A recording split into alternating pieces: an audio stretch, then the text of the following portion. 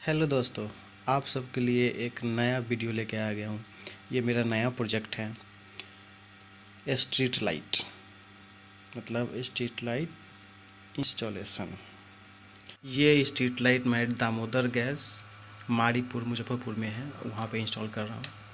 और हम थोड़ा आपको इस स्ट्रीट लाइट के बारे में जानकारी दे देता हूँ। ये जो स्ट्रीट लाइट है, इसमें जो एलईडी बल्ब लगा है वो 30 वाट का है, और इसमें जो बैटरी यूज किया है लिथियम फॉस्फेट बैटरी।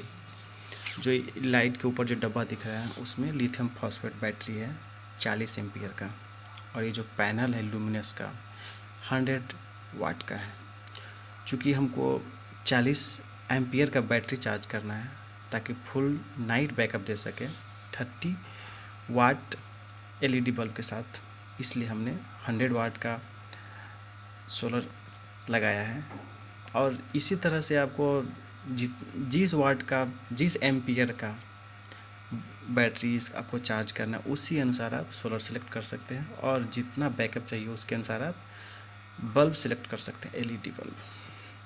चूँकि स्ट्रीट लाइट हर वैरायटी में आता है, हर कैपेसिटी में आता है, 9 वाट से शुरू है, तो आप उसके अनुसार चूज कर सकते हैं। सारे प्रोडक्ट अवेलेबल हैं।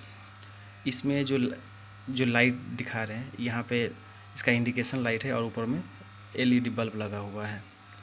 और ये जो 2 वायर हैं जो हरा कलर का दिख रहा है, वो अगर इंटरनली जोड़ देंगे तो उसका इंटरनल कनेक्शन हो जाएगा। जैसे कि आप देख रहे हैं लाइट जल गया है, इसका मतलब है लाइट का एलईडी बल्ब का कनेक्शन बैटरी से हो गया है। अब हमको बैटरी को सोलर से कनेक्ट करना है, वो आपको हम समझाते हैं। जैसा कि ये बल्ब है, इसका इंटरनल वायर है, इसको अगर खोल देते हैं तो वो ऑफ हो जाता है, और जैसे ही उसको ज्वाइन करेंगे मतलब इंटरनल ज्वाइन हो जाएगा। आप दिखाते हैं,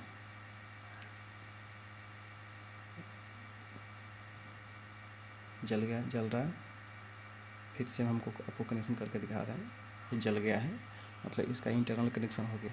अब इसको कनेक्ट करके इसको अंदर डाल देंगे अच्छे से टेपिंग करके, और अब जैसे इसका कनेक्शन हो जाएगा तो ये लाइट ऑफ हो जाएगा। चूँकि ये लाइट ऑफ इसलिए हो गया है क्योंकि इसका कनेक्शन अब पैनल से हो गया है, और यहाँ इंडिकेशन दिखा रहा है, ग्रीन बल्ब जल रहा है और बता रहा है कि हमारा बैटरी चार्ज होना शुरू हो गया है, और लाइट इसको अभी मिल रहा है। चूँकि हमने इसको इंटरनली कनेक्ट कर दिया है तो जब तक लाइट मिलेगा तब तक वो बैटरी को चार्ज करेगा। जैसे ही लाइट कट ऑफ हो जाएगा, मतलब सनलाइट मिलना बंद हो जाएगा, शाम हो जाएगा, ये ऑटोमेटिक ऑन हो जाएगा। इसका हमने फाउंडेशन करना शुरू कर दिया है। जैसे कि ये 15 फीट का स्ट्रक्चर है, खंभा है, तो इसके लिए कम से कम 3 फीट का गड्ढा करना होगा, और उसमें लगभग 1 फीट हाइट तक ढालना पड़ेगा ताकि हमारा फाउंडेशन मजबूत हो सके और हिल डुल ना हो सके। चूँकि इस पर लोड भी ज़्यादा रहता है और आंधी तूफान से बचा रहे, इसलिए हमारा फाउंडेशन मजबूत होना चाहिए। अब एज यूजुअल जहाँ का ज़मीन सख्त होगा वहाँ पे 2.5 फीट से भी काम चल जाएगा आपका, 2.5 फीट गड्ढा करके भी काम चला सकते हैं।